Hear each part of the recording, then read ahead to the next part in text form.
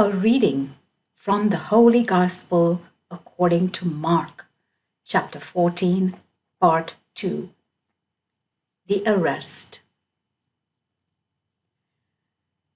And at once, while he was still speaking, Judas, one of the 12, came up, and with him a crowd with swords and clubs from the chief priests and the scribes and the elders. Now the traitor had arranged a sign with them, saying, "The one I will kiss, he is the man.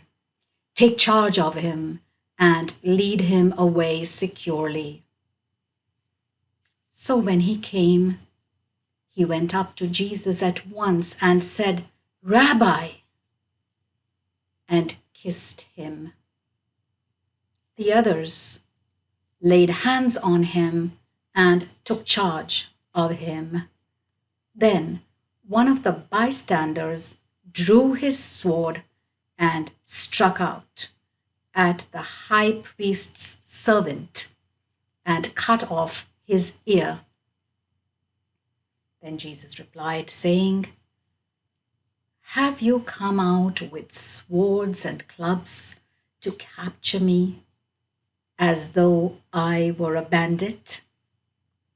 Day by day I was among you, teaching in the temple, and you did not lay hands on me. But let the scriptures be fulfilled." And they all deserted him and fled. A young man was following him with nothing on but a linen cloth. They caught hold of him, but he left the cloth behind and fled naked. Jesus before Caiaphas. They led Jesus off to the high priest, and all the chief priests and the elders and the scribes assembled. Peter had followed him at a distance, right into the courtyard of the high priest, and was sitting with the attendants, warming himself at the fire. The chief priests and the whole council were looking for evidence against Jesus in order to put him to death. But they could not find any, for many gave false evidence against him. But their evidence did not agree. Some stood up and gave this false evidence against him. "We heard him say, 'I will destroy this temple made by human hands, and in 3 days build another, not made by human hands.' But even so, their evidence did not agree. The high priest then stood up before the whole council and questioned Jesus, saying, 'Have you no answer at all to the evidence they are bringing against you?' But he was silent and made no answer at all. Again, the high priest questioned him, saying, 'Are you the Messiah, the Son of the Blessed One?' Jesus said, 'I am. And you will see the Son of Man seated at the right hand of the power and coming with the clouds of heaven.' Then the high priest tore his clothes and said, 'Why do we still need witnesses? You heard the blasphemy. What is your opinion?' They all condemned him as deserving death.